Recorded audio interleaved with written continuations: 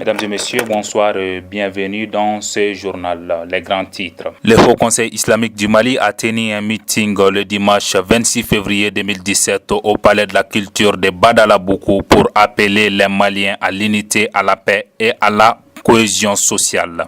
Un attentat terroriste qui visait le poste de police de Constantinople a été déjoué. Coupe d'Afrique des Nations U20, le Sénégal arrache hier 27 février le Nil face au Soudan 1-1 et le Cameroun s'est fait corriger par l'Afrique du Sud 3-1. Le Haut Conseil islamique du Mali a tenu un meeting le dimanche 26 février 2017 au Palais de la Culture de Badalabuku pour appeler les Maliens à l'unité, à la paix et à la cohésion sociale. La salle principale du centre culturel Amadou Ampateba. Les hommes à droite, les femmes à gauche. Tous venus répondre à l'appel du Haut Conseil islamique du Mali, devant un parterre de grandes personnalités. Les différents intervenants ont tous abordé le sujet de la cohésion sociale. La première parole est revenue à l'imam Foudji Sissé, grand imam de Bamako, qui a béni la rencontre. Ensuite, Tcherno Hadi Omar Cham a animé un exposé sur les dangers des conflits intercommunautaires.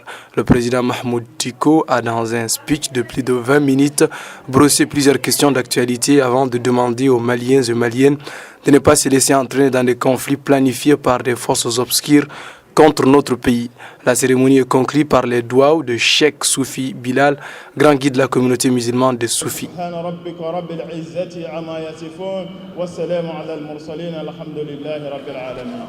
Tellement que la salle était pleine, certains déplacés ont dû rester dehors pour écouter les propos du meeting sur les différentes radios de la place, dont Salam. Le Haut Conseil a soutenu qu'il y avait un problème de baffle. Les mariages auraient tous loué. Selon un spécialiste des groupements religieux, tous ces derniers ont des matériels de sonorisation. Donc le manque de baffle est seulement dû à la mauvaise organisation. Un attentat terroriste qui visait le poste de police de la Constantinople a été déjoué ce matin. Khalif Hamed. C'est un kamikaze qui voulait foncer droit à pied sur le commissariat de la ville de Constantinople lorsqu'il a été abattu par les forces de l'ordre.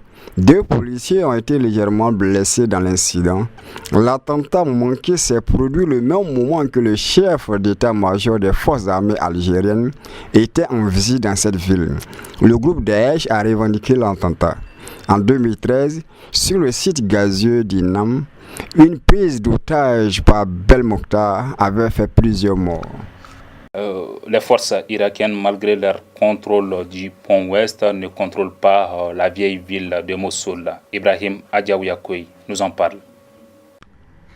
Les combats s'annoncent très difficiles ce matin.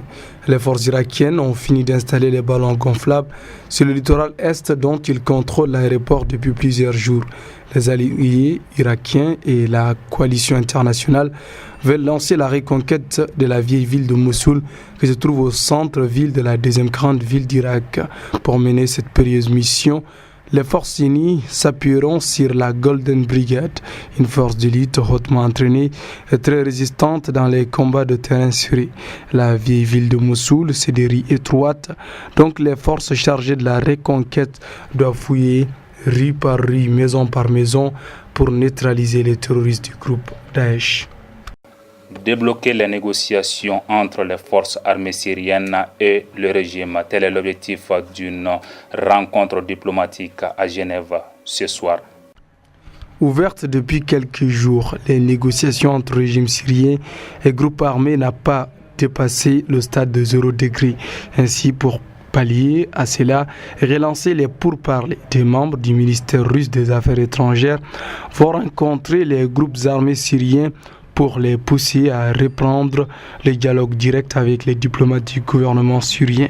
Ces négociations sont liées au même moment qu'une résolution des Nations Unies déposée par la France et l'Angleterre appelle à la non-vente d'hélicoptères au gouvernement syrien et la sanction politique de plusieurs chefs militaires syriens impliqués dans l'utilisation de gaz chimique contre les rebelles.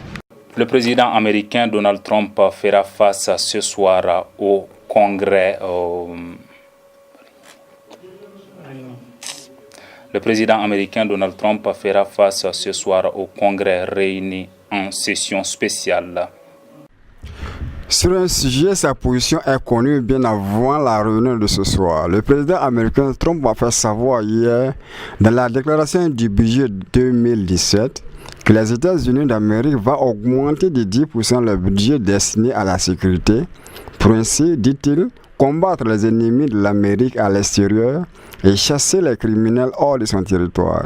Selon plusieurs spécialistes, le gouvernement américain va diminuer considérablement les fonds alloués au ministère des Affaires étrangères et celui de l'environnement. Ce soir, le président Trump va présenter aux leaders américains ses priorités pour les 4 années à venir.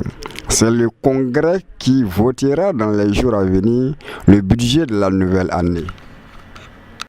Le premier héritier de Samsung, Lee Jong-hong, et 4 de ses collaborateurs sont écroués ce matin. Ibrahim Adjawiakoui. Lee Jae-hong sait désormais ce que la justice de son pays lui reproche. Le leader du premier groupe de smartphones dans le monde, Samsung, est accusé de détournement de fonds publics, corruption et parjure. Le procureur spécial en charge du dossier, dans son annonce ce matin, inculpe 4 autres chefs de Samsung pour les faits de corruption. 3 dirigeants de Samsung ont rendu leur démission du groupe sud-coréen ce matin. L'héritier de 48 ans, Lee, aurait versé plus de 40 milliards à l'ami et confident de la présidente sud-coréenne destituée Park Geun-hye pour des faveurs du trésor public sud-coréen. Enfin, sport, Coupe d'Afrique des Nations, le Sénégal a arraché le nil hier face au Soudan 1-1 et le Cameroun s'est fait corriger par l'Afrique du Sud 3-1. Pour son match d'ouverture, le Sénégal est passé à 2 minutes de la défaite face au Soudan, rapidement réduit à 10 après l'expulsion de son capitaine Mamadou Diarra au quart d'heure. Le Sénégal encaisse rapidement un but à la 21e minute sur un pénalty peu évident. Mais les Lionceaux n'ont rien lâché. Ils se sont créés les meilleures occasions comme Ibrahima Ndiaye tirant sur le poteau à l'heure de jeu. C'est finalement Ibrahima Niane qui arrache le nil à 2 minutes de la fin du match après une très belle occasion collective. 1-1, score final. Dans le second match de ce groupe B, l'Afrique du Sud a dominé le Cameroun par un score de 3-1. C'est pourtant le Cameroun qui ouvre le score à la 15e minute par Eric Ayouk, mais l'attaquant sud-africain Liter Singh scelle le sort des Camerounais en marquant lui seul les 3 buts qui défait les Lions indomptables. Score final 3-1. Alors le Sud-Afrique garde la tête du groupe suivi par le Sénégal et le Soudan. Le Cameroun occupe la dernière place. Mesdames et messieurs, c'est tout pour aujourd'hui. Bonne suite des programmes sur votre chaîne. Au revoir.